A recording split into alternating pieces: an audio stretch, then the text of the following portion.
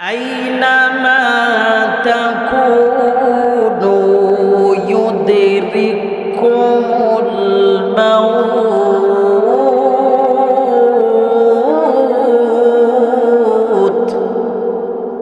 ولو كنتم في بروج مشيدة মরণ থেকে যতই পালাও মরণ তোমায় লইবে ঘিরি, যদিও সুদূর আকাশ পানে পালাও সেথাই লাগিয়ে সিঁড়ি। অর্থাৎ এই মরণ থেকে কোনো প্রাণীকুল বেঁচে থাকার কোনো সাহস কারো নাই, কোনো সুযোগ কোনো প্রাণীকুলের নাই। অর্থাৎ জন্মের মাধ্যমে এই দুনিয়াতে আসবে, হায়াতের মাধ্যমে এই দুনিয়াতে থাকবে। যার যতদিন হায়াত এই দুনিয়াতে থাকার আল্লাহ পাক দিবেন, হায়াত শেষ হয়ে যাবে। হযরত আজরাইল আলাইহি ওয়াসাল্লাম আমার আপনার সামনে উপস্থিত হয়ে যাবেন আমার আপনার রূহটা নিয়ে যাওয়ার জন্য। কথা ঠিক না বেঠিক? হও না যতই তুমি বীর পালুয়ান, হও না যতই তুমি বীর পালুয়ান, মালাকুল মউত এসে নিবে তোমার জান। 3.5 হাত ওই মাটির ঘরে রবে তুমি একা পড়ে। কথা বলেন ঠিক না বেঠিক? ও বাবা, এই দুনিয়াতে আমি আপনি আসলাম একা, আবার এই দুনিয়া থেকে আমি আপনি যাব একা। দুনিয়াতে হায়াত পাইরা অনেক অনেক টাকা পয়সার মালিক হইলাম, অনেক ক্ষমতাশীলের মালিক হইলাম, অনেক শক্তি অর্জন করলাম। এই মৃত্যু যখন আমার আপনার সামনে উপস্থিত হয়ে যাবে, ও বাবা, টাকা পয়সা ধন দৌলত কিছুই আমার এই মরণকে আটকায় রাখতে পারবে না। অর্থাৎ ব্যাংকে জমাকৃত টাকা আমার সাথে যাবে না, তালাক কোটা অট্টালিকা আমার সাথে যাবে না, ধন দৌলত স্ত্রী পুত্র সন্তান কিছুই আমার সাথে যাবে না। আমি যেমন একা আসছি, আবার ওই অন্ধকার কবরেও একা যাব। যেতে হবে খালি হাতে, যেতে হবে খালি হাতে, সঙ্গে কিছুই যাবে না। 3.5 হাত জায়গা পাবি, পাবি না রে বিছানা। 3.5 হাত জায়গা পাবি, পাবি না রে বিছানা। ও বাবা, একটু চিন্তা করেন আর খেয়াল করতে থাকেন। জন্মের সময় আসলাম এই দুনিয়াতে একা, আবার মৃত্যুর মাধ্যমেও যাব একা। মাঝে দুনিয়ার মাঝে যা কিছু অর্জন করেছি কিছুই আমার সাথে যাবে না, যাবে শুধু একমাত্র দুনিয়ায় করা ভালো আমল। কথা ঠিক না বেঠিক? শুধু ভালো আমলগুলো আমার আপনার সাথে যাবে, দুনিয়ায় কামাইকৃত টাকা পয়সা ধন দৌলত কিছুই আমার সাথে যাবে। আমার সন্তান আমার জন্য পাগল হয়ে যাবে, মৃত্যুর সাথে সাথেই পাগল পাড়া হয়ে যাবে সবাই। কোন সময় আমাকে দাফন কাফন করবে? ও বাবা, চক্ষু দুইটা যখন আমার আপনার বন্ধ হয়ে যাবে, হযরত আজরাইল আলাইহি ওয়াসাল্লাম যখন আমার এই দেহ থেকে রূহ পাখিটা নিয়ে যাবে, আমার চক্ষু দুইটা চিরতরে বন্ধ হয়ে যাবে। আমার ডাইনে বসে আমার সন্তান কাঁদবে, আমার আত্মীয় স্বজনরা ফোনে ফোনে সংবাদ আমার মরণের পেয়ে তারা আমার বাড়িতে চলে আসবে। মাইক দিয়ে এলান হয়ে যাবে, সকলেই আমাকে শেষ দেখাটা দেখার জন্য আমার বাড়িতে এসে ভিড় জমাবে। কেউ যাবে মসজিদে, মসজিদের পালকিটা আনার জন্য, আবার কেউ যাবে পানি গরম করার জন্য, আবার কেউ যাবে বাজারে আমাকে পরানের জন্য সাদা কাফন কিনা আনার জন্য, আবার কেউ যাবে দাও কোদাল নিয়ে ওই স্থায়ী ঠিকানা কবরটা খোঁড়ার জন্য। ও বাবা, আমার জন্য পানি গরম করা শেষ, মশারের ভিতরে নিয়া ওই পানি দিয়ে আমাকে গোসল করাবে, বাজার থেকে আনা ওই কাফনটা আমাকে পড়াবে, কাফনের কাফন পড়ায়া মসজিদের ওই খাটে আমারে শোয়ায়া আমাকে একটা মাঠে নিয়ে আসবে জানাজাটা পড়ার জন্য। জানাজা নামাজটা পড়ায়া আমাকে চিরস্থায়ী ওই কবরের মাঝে আমার আত্মীয় স্বজনরা নামাবে। ওই কবরে আমাকে নামায়া বাঁশের সাইনিগুলা দিয়া, ও বাবা, প্রত্যেকটা আত্মীয় স্বজন আমার এই কবরে মাটি দিবে আর মুখে মুখে বলতে থাকবে, মিনহা খালাকনাকুম ওয়া ফিহা নুঈদুকুম ওয়া মিনহা নুখরিজুকুম তারাতান উখরা। চিন্তা করে দেখো না কবরে কি যাইবানা, চিন্তা করে দেখো না কবরে কি যাইবানা। ওই কবরে আল্লাহ সারা বন্ধু কেহ থাকবে না, ওই কবরে আল্লাহ সারা বন্ধু কেহ থাকবে না। চিন্তা করে দেখো না কবরে কি যাইবানা।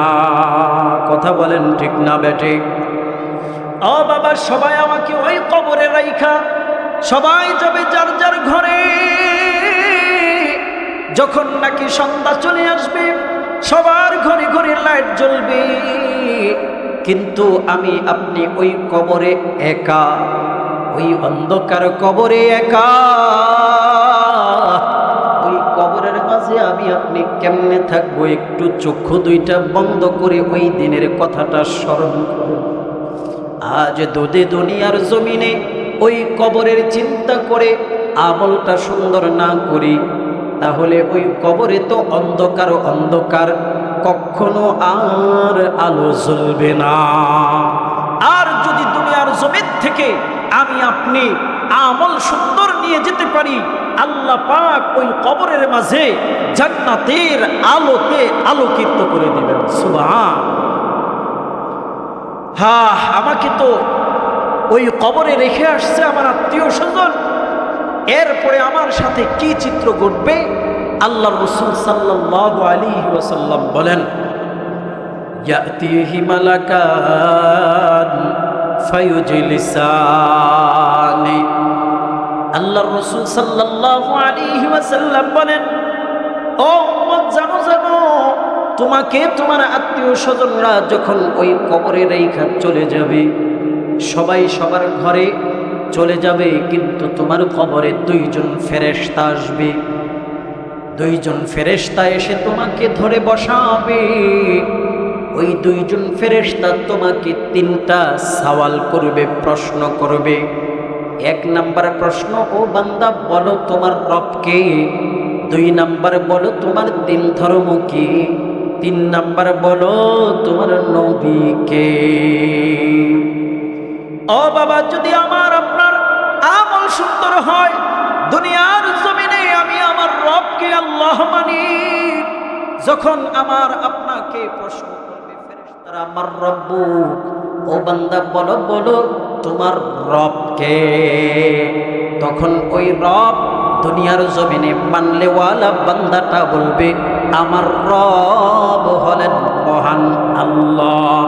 একটু জোরে আওয়াজ করে বলেন না, আমার আপনার রবকে। শুধু কি মুখে বললে হবে না? এই জমিন থেকে, এই দুনিয়ার জমিনে এই রবকে আমার অন্তরে বসাতে হবে। হ্যাঁ, শুধু মুখে বললে হবে না আমার রব আল্লাহ, আমার রব আল্লাহ। এই রব সর্বক্ষেত্রে আমাকে এই রবকে মানতে হবে। আমি আপনি যখন রূহ জগতে একত্রিত ছিলাম, ওই সময় আল্লাহ পাক আমাকে আপনাকে প্রশ্ন করেছিলেন, আলাস্তু বিরব্বিকুম, আমি কি তোমাদের রব নয়? আমরা ওই রূহ জগতে সকলেই এক বাক্যে বলেছিলাম, ক্বালু বালা, হ্যাঁ আল্লাহ তুমি আমাদের রব। ওই রূহ জগৎ থেকে কবর পর্যন্ত যদি এই রবকে রব হিসেবে মেনে যেতে পারি, তাহলে ফেরেশতা যখন আমাকে জিজ্ঞাসা করবে আমার রবকে, আমি সাথে সাথে বলে দিব রব্বি আল্লাহ, আমার রব হলেন মহান আল্লাহ। হায় হায় মুহতারাম হাজিরিন, দুনিয়ার জমিনে শুধু মুখে বলি আমার রব আল্লাহ, আমার রব আল্লাহ, কিন্তু আমার দোকানটাকে রব বানায় ফেলছি, আমার ক্ষেতটাকে রব বানায় ফেলছি, আমার ব্যবসাটাকে রব বানায় ফেলছি। মাঝে মধ্যে আমরা এরকম উক্তি করে ফেলি, হায় হায় দোকানটা যদি না থাকতো আমার চলার কোনো উপায় ছিল না। কথা বলেন ঠিক না বেঠিক? এই রিজিকের মালিক কে? রিজিকের মালিক কে? আল্লাহ। তাহলে দোকানকে কেন আমার রিজিক দাতা বানাইলাম?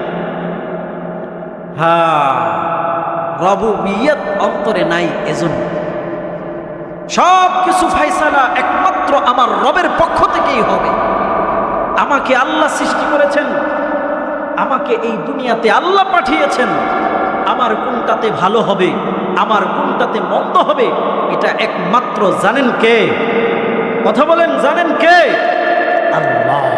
এরকম বিশ্বাস যখন আমার অন্তরে মরণ পর্যন্ত থাকবে, এই বিশ্বাসটা নিয়ে যখন আমি আপনি ওই কবরে যেতে পারবো, তখন ফেরেশতা যখন আমাকে জিজ্ঞাসা করবে, সাথে সাথেই বলবো রব্বি আল্লাহ, আমার রব হলেন আল্লাহ। 2 নম্বর প্রশ্ন ফেরেশতা যখন করবে, ওয়ামা দীনুকা, ও বান্দা তুমি বলো তোমার দিন কি? ও বাবা, দুনিয়ার জমিনে যদি আমি আপনি ইসলামের যত বিধিবিধান আছে সবগুলা পালন করতে পারি, তাহলে ওই মরণের পরে ফেরেশতা যখন আমাকে আপনাকে প্রশ্ন করবে তোমার দিন কি, তোমার ধর্ম কি, আমি সাথে সাথে উত্তর দিব দীনিয়াল ইসলাম, আমার দিন হলো ইসলাম। ও বাবা, আল্লাহর কাছে সবচেয়ে প্রিয় ধর্মের নাম হলো ইসলাম। ইন্নাল্লাহা ইনদাহু লিল ইসলাম। ও বাবা, আল্লাহর কাছে সবচেয়ে প্রিয় হলো ইসলাম। এই ইসলাম ধর্ম ছাড়া যদি কেউ অন্য ধর্ম পালন করে, এই ধর্ম পালনকারী ওয়ালা ব্যক্তি আল্লাহর জান্নাতে যাবে না, যাবে আল্লাহর জাহান্নামে। কারণ কেন? আল্লাহ পাক বলে দিয়েছেন, আল ইয়াউমা আকমালতু লাকুম দীনাকুম ওয়া আতমামতু আলাইকুম নি'মাতি ওয়া রাদিতু লাকুমুল ইসলাম দীনা। আল্লাহ পাক বলেন, আজ থেকে মনোনীত হলো আমি যেই ধর্ম দান করলাম আমার নবী মুহাম্মদুর রাসূলুল্লাহ, সেটা হলো ইসলাম। এই ইসলাম ছাড়া দুনিয়ার জমিনে কেউ যদি অন্য ধর্ম পালন করে, তাহলে সে জান্নাতে যেতে পারবে না। জান্নাতে যেতে হলে একটাই ধর্ম পালন করতে হবে, সেটার নাম কি? ইসলাম। সেটার নাম কি? জোরে বলেন, ইসলাম। যখন এই ইসলাম মেনে যেতে পারবো পরিপূর্ণভাবে, তখন আমি কবরে গিয়ে এই সওয়ালের উত্তর দিতে পারবো। এজন্য আল্লাহ পাক খুব মহব্বত করে ডাক দিয়া বলেছেন, ইয়া আইয়ুহাল্লাযীনা আমানু দুখুলু ফিস-সিলমি কাফা। ও মুমিন বান্দা বান্দিরা, ইসলাম ছাড়া তোমাদের আর কোনো ধর্ম পালন করা যাবে না। তাই আমি আল্লাহ তাআলার হুকুম, প্রত্যেকটা মুমিন মুসলমান ইসলামের ভিতরে পরিপূর্ণ প্রবেশ করো। ইসলামের ভিতরে পরিপূর্ণ প্রবেশ করো। এখন কিছু মানলা ইসলামের বিধান, আর কিছু মানলা না, এইরকম হইলে কিন্তু হবে। বলেন তো, বিয়া শাদী ইসলামের ভিতরে কি আছে কি আছে না? হ্যাঁ, কথা বুঝেন নাই? বিয়া শাদী এটা কি ইসলামের ভিতরে আছে না? ইসলামের বিধান মোতাবেক আছে না? সেই বিবাহের মাঝে যে বক্স বাজায় এটা ইসলামের ভিতরে আছে? আছে কি? ইসলামের বিবাহের মাঝে নেক একটা কাজ। বিবাহ কি? বিবাহ শাদী কি নেকের কাজ না? এ কথা কয় না, নেকের কাজ না? সেই নেকের কাজে যেই সমস্ত বিবাহেতে বক বাজায়, গানের আওয়াজ বাজায়, ওইটা কোন ইসলামে আছে? কি আছে? এর মানে কিছু মানে কিছু মানে না। কথা ঠিক না? ঠিক। আর কিছু মানে কিছু মানে না, এই ইসলাম দিয়ে আল্লাহর জান্নাতে ঢোকা। এজন্য আল্লাহ পাক বলেন ইসলামের মাঝে পরিপূর্ণভাবে প্রবেশ। যেই বান্দাটা ইসলাম পরিপূর্ণভাবে দুনিয়ার জমিনে পালন করে যেতে পারবে, সেই বলবে দীনিয়াল ইসলাম, আমার ধর্মের নাম হলো ইসলাম। ও বাবা, 3 নম্বর প্রশ্ন করবে ফেরেশতারা, ও বান্দা বলো বলো এই লোকটাকে যাকে তোমাদের নিকট পাঠানো হয়েছে, অর্থাৎ আমার আপনার নবীর চেহারা দেখাইয়া আমাকে আপনাকে জিজ্ঞাসা করবে, এ বান্দা বলো বলো এটা কে? যদি দুনিয়ার জমিনে আমি আপনি নবীর সুন্নাত মানি, যদি নবীর তরিকা মোতাবেক আমি আপনি জীবন যাপন এই দুনিয়াতে করি, তাহলে আমি আপনি সাথে সাথেই উত্তর দিব হুয়া রাসূলুল্লাহ সাল্লাল্লাহু আলাইহি ওয়াসাল্লাম। ও বাবা, জানেন জানেন কেমন নবী আল্লাহ পাক আমারে আপনারে দান করছেন? আমার আপনার নবীর ব্যাপারে আল্লাহ পাক বলেন ওয়া মা আরসালনাকা ইল্লা রাহমাতাল লিল আলামিন।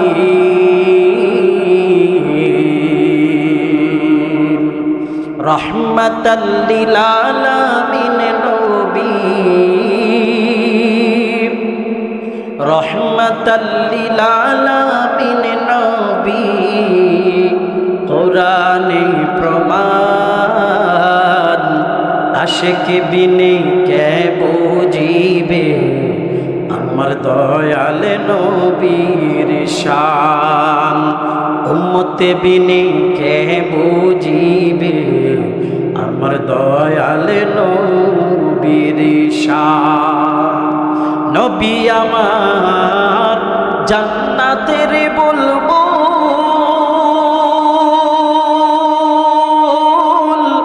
আমার আল্লাহ ভালোবেসে নামটি দিলেন হাবিবে রাসূল। কষ্ট হচ্ছে আপনাদের? হ্যাঁ, চলবে নাকি? তাহলে আমার সাথে গান তো নবীর মোহাব্বত। আজ কিন্তু রবিউল আউয়াল মাস, নবীর আগমনের মাস। তাহলে আমার সাথে মোহাব্বত নিয়ে গান। নবী আমার জান্নাতের বলবো,